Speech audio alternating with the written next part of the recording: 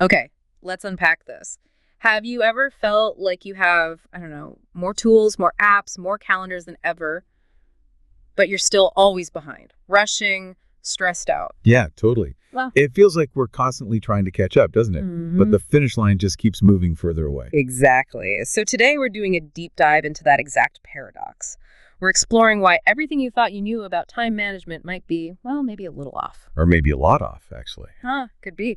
We're pulling insights from quite a few places today. There's a TEDx talk that really challenges the old ways. And another one that completely reframes how we should think about our schedules. Right. And even, interestingly, a look at how computers manage tasks, which is fascinating in itself. It really is. So the mission here really is to distill all this down, find the most important nuggets for you. Yeah, give you a shortcut to being genuinely well-informed about managing your most valuable resource, your time.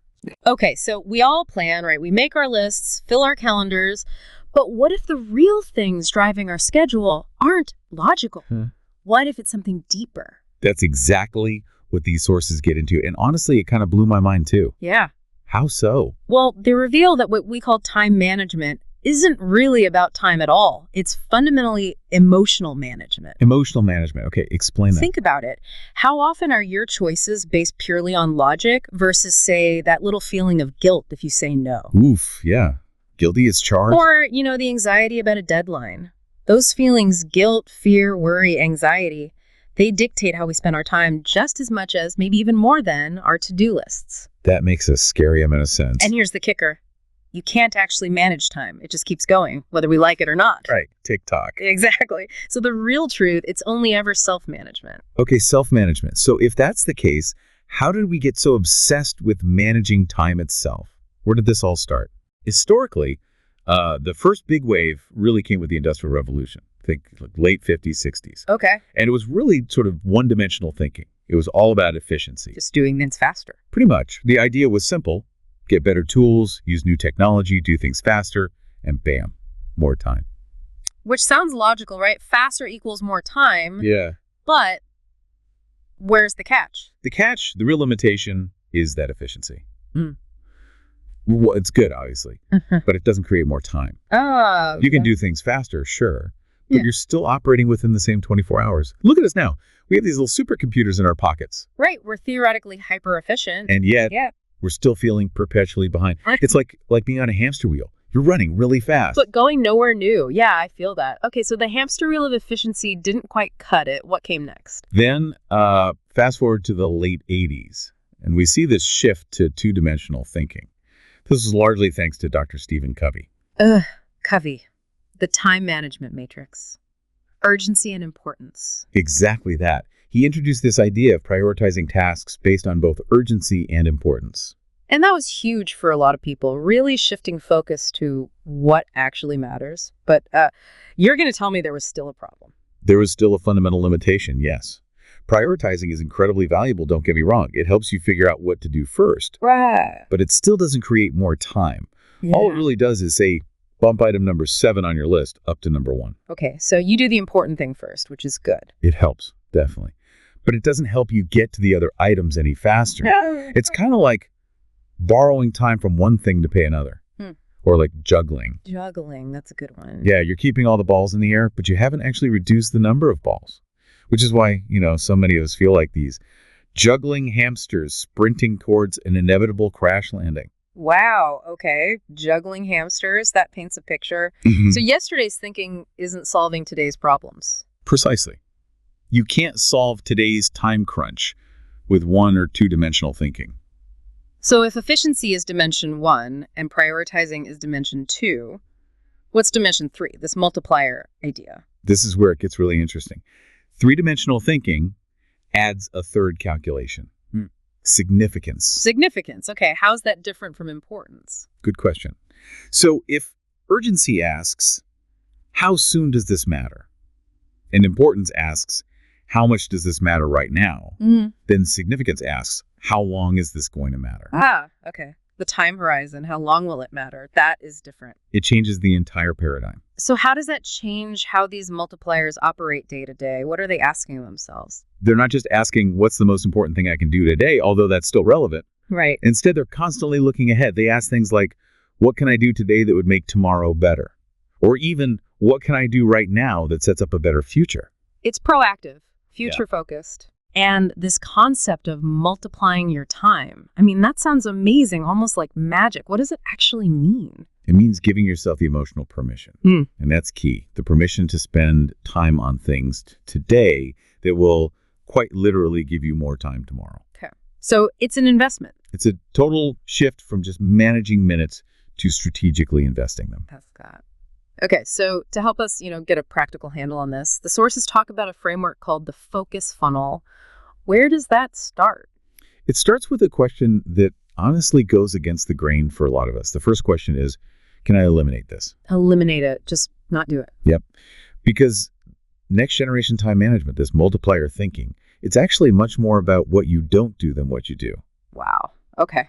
Permission to ignore. Exactly. Anything you consciously say no to today creates more time, more space for you tomorrow. But saying no, I mean, that's hard. The guilt, the FOMO, how do we get past that? That is the core emotional challenge. You're right. We feel guilty. We worry about missing out. But here's the thing you have to internalize. You are always saying no to something. How do you mean? Every single time you say yes to one request, one task, one meeting, you are simultaneously, implicitly saying no to literally an infinite number of other things you could have been doing with that time. Whoa. Okay. Never thought of it that way.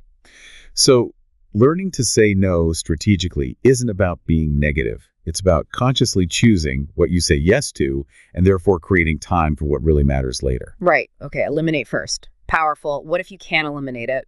What's next in the funnel? If you can eliminate it, the next question is, can I automate it? Automate, like set up a process. Exactly. Anything you could create a system or process for today that saves you time repeatedly tomorrow.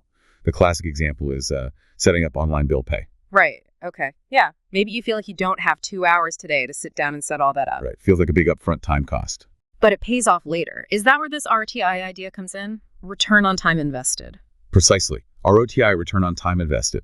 If setting up those online payments takes 2 hours, but it saves you, say, 30 minutes every single month. Okay. So in 4 months, you've broken even on the time. Exactly.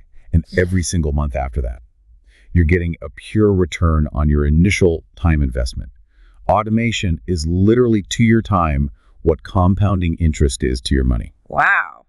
Compounding interest for time. I like that. It's about giving yourself permission to invest time and energy now for much bigger gains down the road. It multiplies your hours. Okay, that makes a ton of sense. So eliminate, then automate. What if neither of those work? Then the next question is, can I delegate it? To delegate. Another tricky one for a lot of people. Definitely. Can you teach someone else? Empower someone else to handle it? Yeah, but the immediate thought is often, no one can do it as well as I can, or it'll take me longer to explain it than to just do it myself. And you've just hit on another huge emotional barrier. Right. We tell ourselves those things. Yeah. And look, initially, maybe it's true. They might not do it perfectly the first time. It might take time to explain. Right. But that thinking only holds up absent the significance calculation. Yeah. You only think short term, just do it yourself. But if you think long-term significance, investing that time to teach someone means they'll eventually master it. And free up your time exponentially in the future. This is about giving yourself the permission of imperfect for a little while. Imperfect for a little while, for long-term gain. Okay. And actually on delegation, one of the sources shared this really powerful, almost startling anecdote. Oh, yeah. Do tell. It's about a single mother.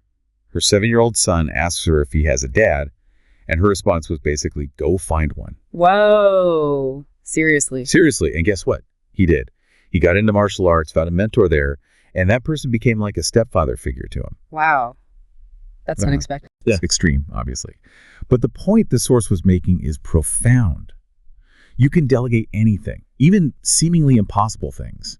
You can empower others, find resources, think outside the box to meet needs, and expand your capacity way beyond just yourself. That really broadens the definition of delegation. Okay, so let's recap the funnel. Eliminate, automate, delegate. What if a task survives all three? It can't be eliminated, automated, or delegated. Then what?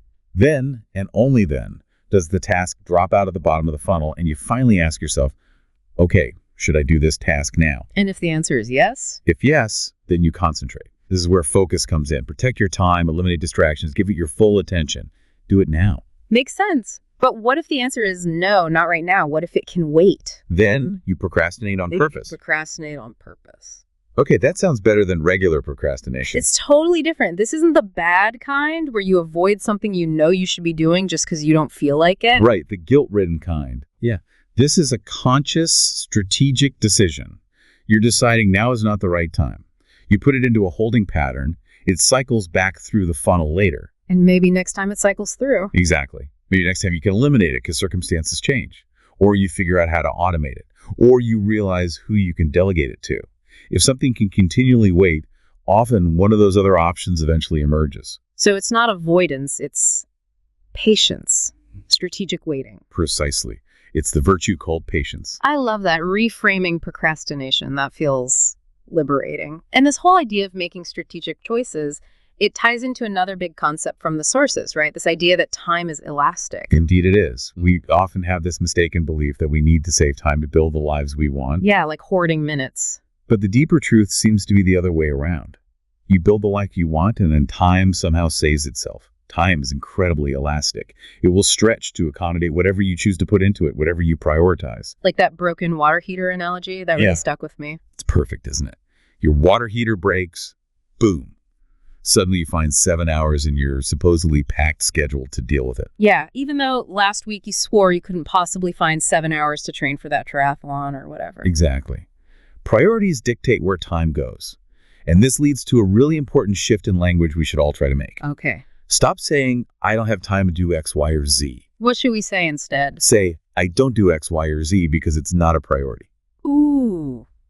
Okay, that feels honest. Maybe a little harsh. It feels honest because it is honest. And it's empowering. It reminds you that time is always a choice. You have the agency, the power to fill your life, your schedule, with the things that truly deserve to be there. Okay, so if time stretches for priorities, how do we figure out what those real priorities are? The water heater level things. Well, one really effective strategy mentioned is to look forward. Project yourself into the future. How far forward? Let's say, pretend it's the end of next year. You're giving yourself your own professional performance review. What 3 to 5 things absolutely had to happen for it to be an amazing, successful year professionally? What did you achieve? Okay. Visualize success at the end of next year. 3 to 5 professional goals. Yeah. And then do the exact same thing for your personal life. Imagine you're writing next year's family holiday letter. What are the 3 to 5 highlights that made it an incredible year for you and the people you love? What memories stand out? Ah, I like that. Holiday letter test. So that gives you maybe 6 to 10 big goals for the year across work and life. Exactly. Your big rocks. Yeah. Then the next step is crucial. Break those big goals down into smaller, doable steps. We'll just leave them on a list. And put them into your schedule first, Ah. before everything else fills it up. Block out time for them. When's a good time to do that kind of planning? One suggestion was Friday afternoons. Often it's kind of a low opportunity cost time. Things are winding down. You can review the past week, plan the next, and specifically schedule those priority actions. Makes sense. Maybe make like a 3-category list. Career, relationships, self. That's a great approach. Career, relationships, self. Identify priorities in each, and then consciously plan where they fit into your actual week. Okay, planning the priorities. Now, speaking of schedules, we always feel like we don't have enough time. But how much time do we really have? What do the numbers say? This is always eye-opening. There are 168 hours in every week for everyone. 168, okay. Now, let's say you work a standard 40-hour week, and you get a healthy 8 hours of sleep a night. That's 56 hours of sleep. 40 work, 56 sleep. That's 96 hours accounted for. Which leaves you with 72 hours. 72 hours for other things. That's a lot of time. 72 hours. Wow, okay. Even if you work more, say a demanding 60-hour week. Even then, 60 work plus 56 sleep is 116. That still leaves you with 52 free hours. 52 hours is more than 2 full days. Exactly. And remember, studies consistently show people tend to overestimate how many hours they actually work. Oh, right. I read that too. Like people claiming 75-hour weeks were often off by what, like 20, 25 hours? Something like that, yeah. So the reality is, you likely have significantly more free time than you feel like you have. That's both encouraging and slightly indicting. Huh. Well, the point is, we don't necessarily need huge, uninterrupted blocks of time to do amazing things or find joy. Small moments have power, too. Like those moments when you instinctively pull out your phone. Precisely. What if you use some of those tiny pockets of time differently? Reading a few pages on the bus, a 2-minute meditation during a coffee break, making family breakfast a non-negotiable ritual even if dinners are chaotic. Yeah, those little bits of joy, those intentional pauses, they add up. They really do. You know, it's actually kind of comforting to hear that even super complex systems like computers struggle with scheduling. The source have mentioned that, right? NASA's Pathfinder. Yes, this is a great story. Back in 1997, the Pathfinder spacecraft on Mars had this issue.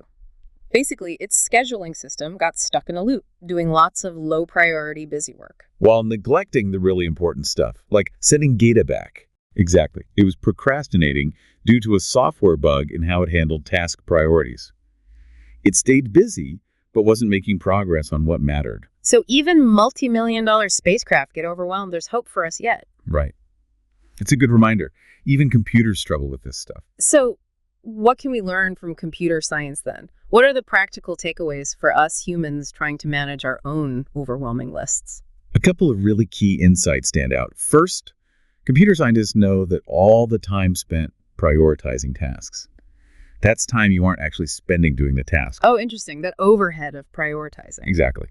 Sometimes being absolutely insistent on figuring out the perfect, most optimal order can actually lead to a system meltdown. Like the Linux operating system famously had this issue at one point. Really? What happened? It was spending more time ranking all the possible tasks than actually executing them. Huh. Analysis paralysis computer style. Pretty much. Their solution was clever.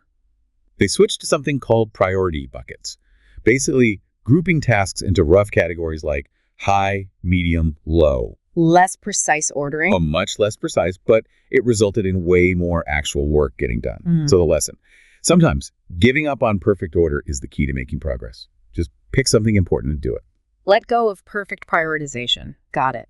What's the second big insight from computing? It's about the fundamental trade-off between productivity, getting stuff done, and responsiveness being available for new things or interruptions. Ah, the constant battle. Deep work versus interruption. Right. Every time you switch tasks, every context switch, there's a cost. Your brain has to reorient, reload information. Right. It slows you down. So the obvious solution is minimize interruptions, turn off notifications, etc. That's the obvious part, yes. But there's a less obvious, really powerful technique computers use called interrupt coalescing. Interrupt coalescing. Sounds fancy. It just means grouping interruptions. Instead of dealing with every little thing the moment it pops up, you let them pile up a bit and deal with them in batches. So like checking email once an hour instead of every time a notification dings. Exactly. If an email can genuinely wait an hour, and most can check them all together once an hour, or deal with all your instant messages at specific times, it reclaims huge chunks of focused attention. Batching interruptions. Okay, I like that. It protects your focus. It gives you back that incredibly rare and valuable commodity. Rest, mental rest, focus, deep work time. That idea of reclaiming attention, protecting focus, it really makes you think. If our time and attention are that valuable, what really is the most valuable currency in the world today? Yeah, it's a big question, and the sources are pretty clear on this. It's not the dollar, not the euro, not Bitcoin. It's time. It's time, unequivocally, because time is the one resource you absolutely cannot create more of. You can't destroy it, you can't hoard it, you certainly can't buy it back once it's spent. Once a minute's gone, it's gone forever. Forever. Now, you can buy other people's minutes, right? That's essentially how businesses scale. They pay for employees' time. Sure. But your own time, that's finite and non-renewable. So the crucial question becomes, what are you getting in return for spending your irreplaceable time? Beyond just money. Exactly. Beyond the paycheck, what assets are you acquiring with your time? The really valuable ones are often intangible. Like what? Things like knowledge, new skills, a strong reputation, goodwill, and maybe most importantly, meaningful relationships. And how do you acquire those? How do you make sure you're getting that return? By being present. Truly present and focused in the moment. If you're distracted, if your mind is elsewhere, you're not just wasting that specific minute. You're actively cheating yourself out of those deeper long-term benefits. That's powerful. Cheating yourself. There was a great example of a team lead at HP. The team was dysfunctional, performance was poor. He committed to simply being fully present and focused in his interactions with them. And what? In just 1 month, he turned the team around completely. They saved something like $34 million for the company and for himself. He gained invaluable leadership experience, a stellar reputation. His presence created those assets. Wow. And on the flip side, corporations know how valuable our time and attention are, don't they? Oh, absolutely. They spend, over $1 trillion globally every year vying for it, designing things to grab and hold your focus. That's staggering. $1 trillion fighting for our minutes. Which just underscores why we need to be intentional. Without balance, without consciously deciding where our time goes, we'll run into trouble. We damage our relationships, our health, our lives. It's not about achieving perfect balance every single day, though, right? Sometimes work needs more focus. Of course. Life happens. Yeah. There will be times, a big project deadline, a family emergency, where you need to devote more energy to one area. The key is to recognize it and bring things back into alignment as soon as you reasonably can. And relationships seem particularly vulnerable here. They really are. Because relationships, genuine connections, can only be purchased with your own time. You cannot outsource building trust or intimacy. You have to invest your personal present time. It makes sense in business too, right? We tend to do business with people we know, like, and trust, people we have a relationship with. Absolutely. I remember one source mentioning what they learned at USC Film School. Success is like 60% relationships. Wow, 60%. Yeah. Then maybe 20% actual ability to do the work and 20% just being easy to work with, which, let's be honest, is also about relationship. It all comes back to connection. It really does. And your family, your closest relationships. That's probably the single greatest investment you can make with your time. The dividends are lifelong. And that idea that work life and personal life are totally separate, that's kind of a myth, isn't it? It's largely a myth. You can't truly compartmentalize. Stress at work affects home. Problems at home affect work. They're interconnected aspects of one life, your life. This whole conversation about value, connection, presence, it really takes us back to the deeper philosophy of time management. One of the sources had a really moving story about this. Yeah, the expert who, as a 6-year-old kid, had this sudden, terrifying realization about mortality, about dying. Right. And it led him to ask this huge question. Why do we even work if we're all going to die anyway? It's profound, isn't it? And it highlights how time management originally was rooted in these deep philosophical questions about living a meaningful life. How should we spend our finite time? But somewhere along the way, it lost that depth. It seems like it. Yeah. It often became, philosophically empty, just focused on tips and tricks for raw productivity, getting more stuff done. Which is probably why that old saying, time is money, is actually quite problematic. Hugely problematic.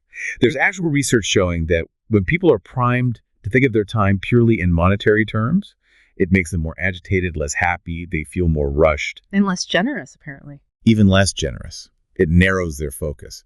The Roman philosopher Seneca nailed this centuries ago. He said, valuing time only as money values it cheaply. Cheaply? Why? Because deep down, we think we have a lot of money or can get more. But time, when you truly grasp that it's finite, that you will die, suddenly valuing an hour at $160 or whatever arbitrary number seems absurd. Right. Its real value isn't monetary. Its true value is intrinsic. It's measured by what you're living for. And hearing that, it makes the common phrase, I don't have time, sound, well, kind of like a lie we tell ourselves. It often is, isn't it? Especially when you consider previous generations. Think about our great-grandparents, maybe working 12-hour days in factories or fields, no modern conveniences. They really had very little discretionary time. And yet, you don't hear stories of them constantly complaining about lack of time in the same way we do. We, who arguably have more flexibility, more freedom, more tools than any humans in history. We complain about it constantly. Why? Well, the philosopher Jean-Paul Sartre had an interesting take. He suggested we almost trick ourselves into thinking we're not free, that we don't have choices about our time. Why would we do that? Because being truly free means you have to make choices. And making choices means accepting responsibility for the consequences and potentially missing out on other options. And that's scary. The fear of missing out. The burden of choice. Exactly. So we tell ourselves, I don't have time as an excuse. But the reality is we do have time. We have 168 hours. It can be managed, or rather we can manage ourselves within it. It just requires making conscious sacrifices rather than relying on convenient excuses. And this isn't just about our individual lives, is it? It has broader implications. Huge societal implications. When people say they didn't have time to vote or didn't have time to read about important issues or didn't have time to volunteer, that collective lack of time shapes our world. We have the time. We need to choose how to use it. Choose wisely. Share it with the people and the causes you genuinely care about. Okay, so if the old thinking, pure efficiency, pure prioritization isn't enough for today's world, what are some of these modern solutions? How do we manage ourselves in this predictably unpredictable life? Well, first, accept you cannot manage time. Life throws curveballs. So instead, focus on managing people. Manage people, how do you mean? Like your relationships? Yes, but also your interactions. Prioritize the people who truly need your time, your loved ones, maybe your direct reports, your boss, over the potentially infinite number of people who merely want your time. Draw boundaries based on need versus want. Exactly. Actually, kids are often masters at this. They're very direct about needing your attention. That's true. Okay, manage people. What else? Don't just avoid things like social media. Aim to master them. Rule your feed. Consciously follow people and sources that inspire you, that make you want to do more, rather than just passively consuming or getting drained. Be intentional about inputs. Makes sense. Any other practical tips? Yes, underestimate your time. Don't try to cram 10 things into a day. Plan realistically for maybe just 2 main tasks. Only 2. Yeah, perhaps one thing you really want to accomplish and one important thing that others need you to do. That builds in buffer time. Flexibility for the unpredictable. I like that. Less pressure, more realism. And rewards. That came up too. Hugely important. Reward yourself, but plan rewards that actually integrate with your life. Maybe it does mean checking work email for an hour while on vacation, if that genuinely reduces your anxiety and allows you to relax the rest of the time. Find what works for you. Okay. And finally, it's okay to mess up. Absolutely. It's okay to lose control sometimes. Yeah. Don't get bogged down trying to perfectly plan months or years in advance. Life will disrupt it anyway if today goes off the rails. Just smile, acknowledge it, reset, and restart tomorrow. It's not about perfection. Not at all. Real-time management or self-management isn't about doing 1,000 things. It's about doing a few truly important things consistently. Just focus on mastering today. Wow. Okay. So bringing this all home for everyone listening, what does this really mean for you? We've covered a lot of ground here. We really have. We've seen that this thing we call time management is actually fundamentally self-management. And it's driven as much by our emotions, guilt, fear, anxiety, as by any kind of logic. Right. And we explored how to genuinely multiply your time. Not by cramming more in, but by investing your time today in things with significance. Things that create more time and value for you tomorrow. Elimination, automation, delegation. Yeah, and that realization that time is incredibly elastic, it stretches to fit your priorities, you likely have more free hours than you think, and when something is truly important, like that broken water heater, you will find the time. Which means we need to be honest with ourselves about our priorities, using language like, it's not a priority, instead of, I don't have time. And looking at computer science gave us those great reminders too, didn't it? The hidden cost of constantly trying to find the perfect priority and the real damage interruptions due to our focus. Right, leading to strategies like priority buckets and interrupt coalescing, batching those distractions. And maybe the deepest point of all, understanding that your time, your focused presence, is your most valuable currency, far more valuable than money. Its highest return isn't financial, but comes from being truly present, acquiring knowledge, building skills, and cultivating those deep, meaningful relationships. Which really brings us back to that core philosophical question. If time is literally your life, and we all know, you won't live forever, are you truly spending it on what you value most? What sacrifices are you willing to make consciously, intentionally, and what excuses are you willing to finally let go of? To build a life that isn't just efficient or productive, but genuinely meaningful. Are you using your precious time to be fruitful?